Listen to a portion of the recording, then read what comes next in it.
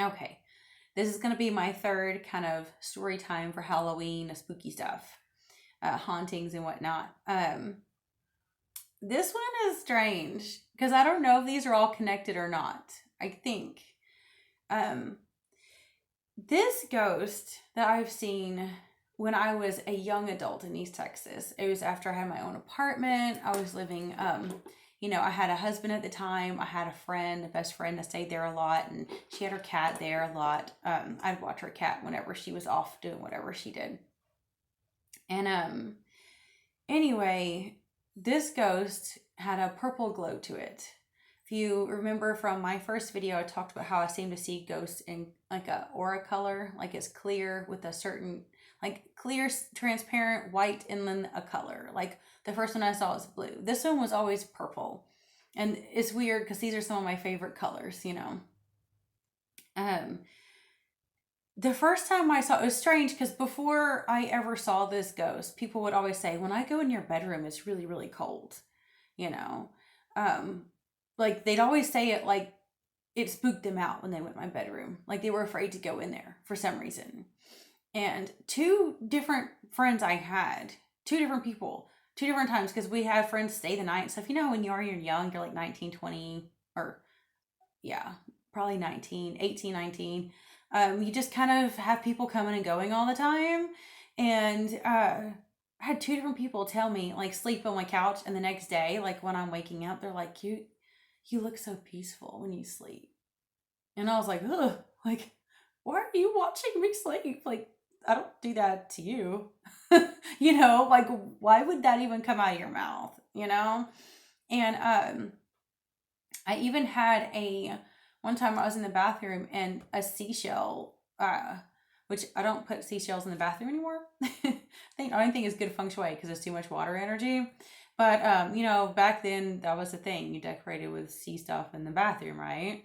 So I had seashells in there, and something had picked up a seashell and thrown it with such force that it hit the shower area, and it sounded so loud that I was like, damn, if it wanted to hurt me, it could. If it wanted to throw that at me and hurt me, that would have hurt bad.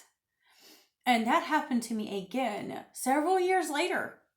Same kind of bathroom, guest bathroom in the same location of an apartment with a seashell.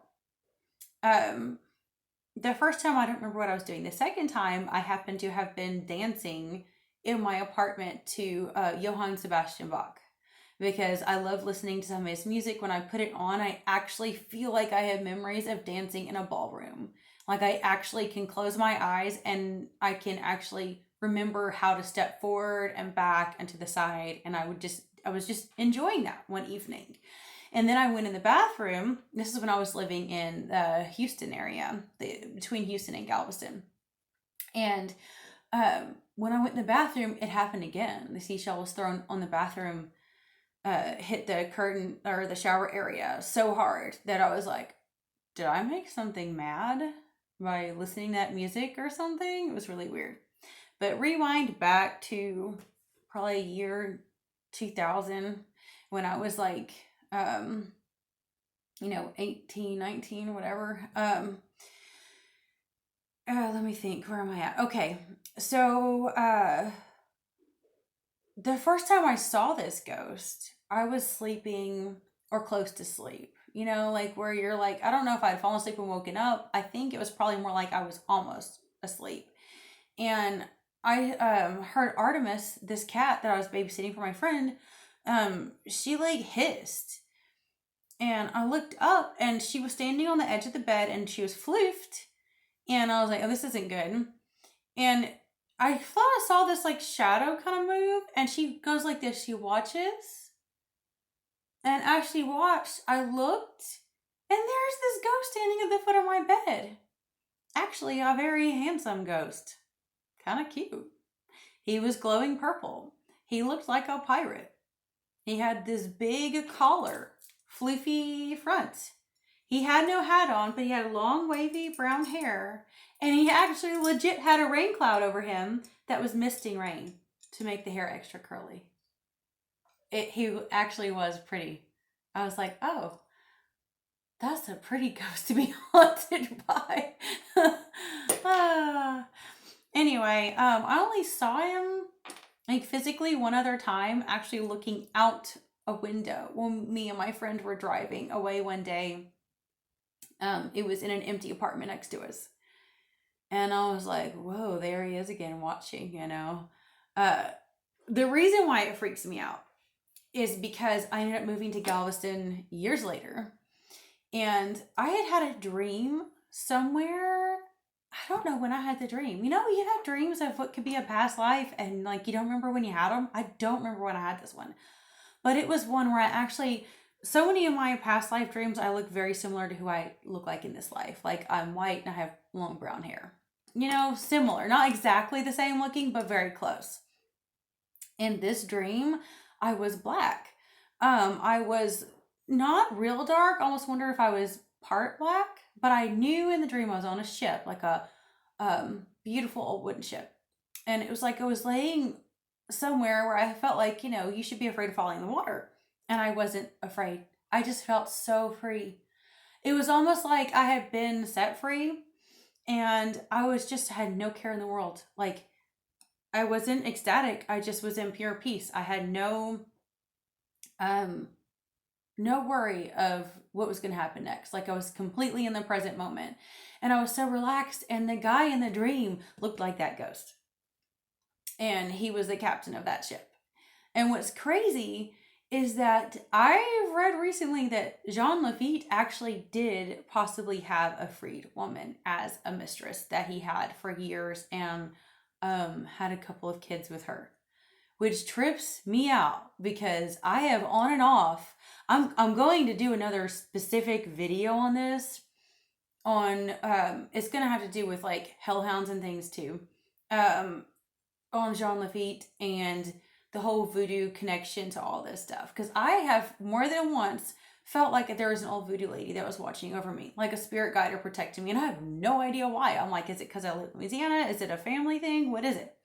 I don't know. All that I know is it freaked me out because I'm like, if I knew that pirate in a past life, wouldn't that be the freakiest, coolest thing in the world? The only thing is, if he's haunting me, like, did he drag me back? Because I was living in Northeast Texas at the time. And, living in Galveston, you know, I did, what do you call it? I worked for a ghost tour company for, I don't know, a little over a year, maybe a year and a half. And so you know a lot about Jean Lafitte from all that. I have some gorgeous pictures of Stewart Mansion if any of y'all want to see, where they had old pirate murals. They have since been painted over, which is absolutely heartbreaking. But the Stewart Mansion was in a location where some stuff supposedly went down with Jean Lafitte, which is really, it was beautiful place. Let me see. So I don't know if there's anything else to tell with that connection with him or not. I don't think so. I know that we used to visit the Werewolf Lane Cemetery there a lot, and I kind of hate to get into the Hellhound Dogman thing. I really want to save that for a special video closer to Halloween. It's gonna be good. I want to wear a pirate hat too. Okay. God, is there anything else I can talk about? Oh, let's see. Oh, those would be good. Okay. Oh, I want to do some more videos tonight so bad. Okay. Maybe I will just tell one short one for this one, and then I'll do some more another night. When I first started working for the ghost tours down there, there's a what is that place called? An infirmary that we do some stories on, which I can't give any specific stories that I did because of contract stuff. But one of the ladies there and a whole crew of people decided to visit me in Astral before I started working. And even though when I was younger, I got attacked a lot in astral and evil ways. As I became older and learned how to purify my energy, raise my vibration, so I'm no longer attacked. And I want to do a video on that too sometime. Ghosts come to me in astral because it's really easy to communicate that way. You can see them clear as day. You know, a lot of times you hear a lot of these celebrity ghost stories and weird people and they tell their ghost stories. You can tell, oh, that wasn't real, honey. You were just in astral. That's how ghosts visit you and talk to you a lot, you know? Especially if it starts and ends in bed. You probably were not as awake as you think you were. It feels very real. It feels like you're awake, but you're not. Like your soul's awake. It's just your body isn't. Well, anyway, I felt like Ghost Whisperer at this point because I wake up and I'm completely surrounded with a room full of people. And it was so.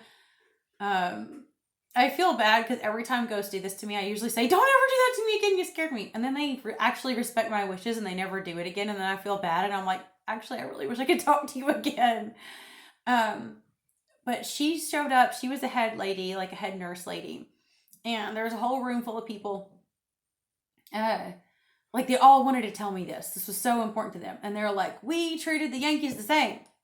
That was their message. We treated them the same. I was like, okay. And she went into detail about how, like, even when the Union troops were brought into the infirmary, she didn't care if they were. None of them cared. Anyone that was in there, if they were brought in wounded, they didn't care if you were from the South or the North. If you were wounded, they treated you. They treated you just the same. She wanted to make sure I knew that message. It's like it was so important to them because they felt like, I think from all of the people that have talked over the years, they've heard the stories and they feel like they're being treated unfairly. Like they're being, talked about how like they're bad, dirty South, and they did all this bad stuff and everything. And they kind of like, look, we did the best we could with what we had and we took care of both sides and everything. And it was sweet though. I was like, that's interesting, to hear that they actually cared so much about just treating people who were sick. It had nothing to do with like the war to them. They just, if you come in wounded, we take care of you. And anyway, I thought that was special. So whenever I did do the tours, I made sure to tell people that when I stopped in front of that building. And I do, maybe in the next video, want to tell you a couple of amazing stories from people on Galveston Island. Because when I got the job that I had, of course, you have a lot of other people coming to tell you their stories, which I didn't have to sign a contract for, so I can tell them to you. Really cute stories. And there are so many I can't remember, but there's a few really good ones that will always stick with me. And I cannot wait to tell you those. So I love you guys. I bless you. Until next time.